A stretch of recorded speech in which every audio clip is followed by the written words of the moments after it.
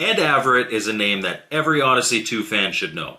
He wasn't just a programmer for the Odyssey 2, he was the programmer for the Odyssey 2.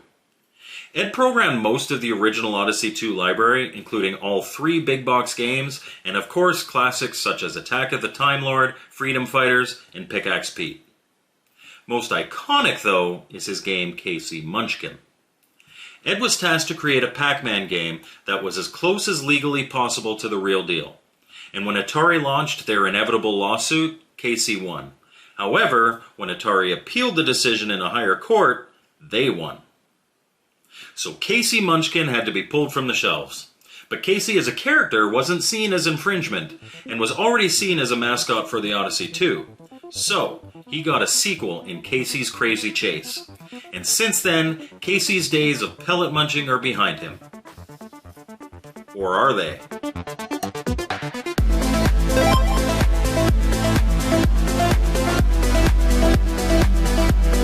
Welcome to Mike's Gaming Gala. I'm Mike, and this week we're looking at Casey's Escape for the Odyssey 2 by Good Deal Games Homebrew Heaven. There's a lot of goodies in here, so let's take a look. Okay, so looking at the package here, we've got a universal game case. I'm not a huge fan of those, but it's okay. And my copy is signed by Casey's dad, Ed Averett.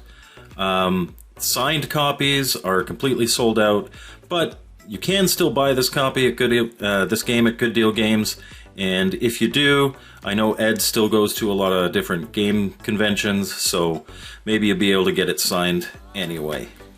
But opening it up, you've got obviously a manual, and it has how to play the game, scoring, and then a little bit of the history about Casey Munchkin and the differences between Casey Munchkin and Pac-Man. So a nice little manual there. My favorite part of the package is this patch. I love the fact that Michael's put patches in both of his Odyssey 2 games. More people should do this. I really like it. Unfortunately, I'm not going to sew it onto anything, but I love the patch. You've got a little muncher here. Kind of an arts and crafts thing, but still pretty cool. And a bag of Tic Tacs that are supposed to be munchies, or the pellets that you collect in the game. And actually, 1, 2, 3, 4, 5, 6, 7, 8, 9, 10, 11, 12. And there are 12. So 12, the reason I counted them is there's actually 12 pellets in every level of this game. So that's kind of cool that there's 12 there.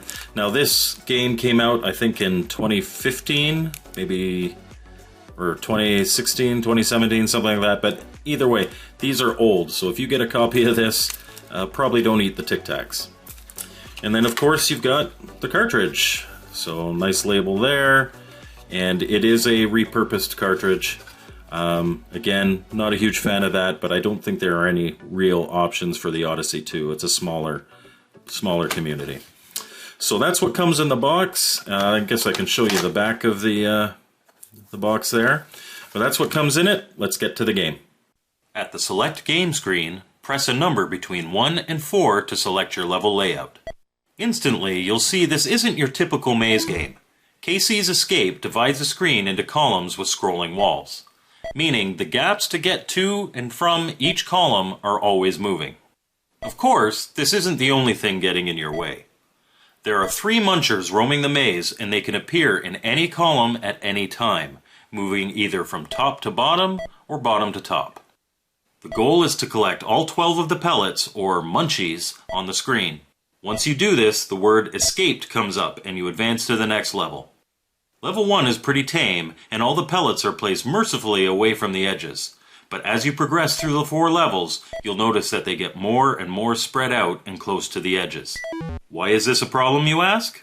Well, you never know when a muncher is going to appear right on top of you.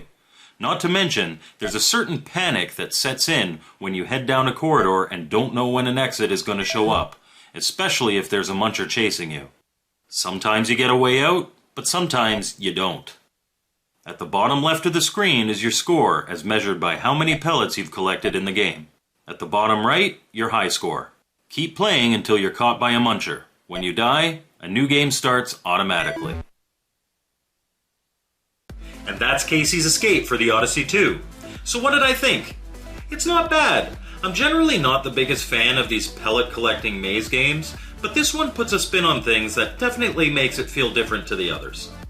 My games tended to be short, but I could see if you played this a lot getting some pretty high scores. And it's simple and addictive enough that I can see people doing that. Of course, all the bonus contents included are great, especially the patch. More games need to come with a patch. Thank you so much for watching my video. I hope you liked it. As always, I've got my contact info on the screen, and we'll see you next time on Mike's Gaming Gala.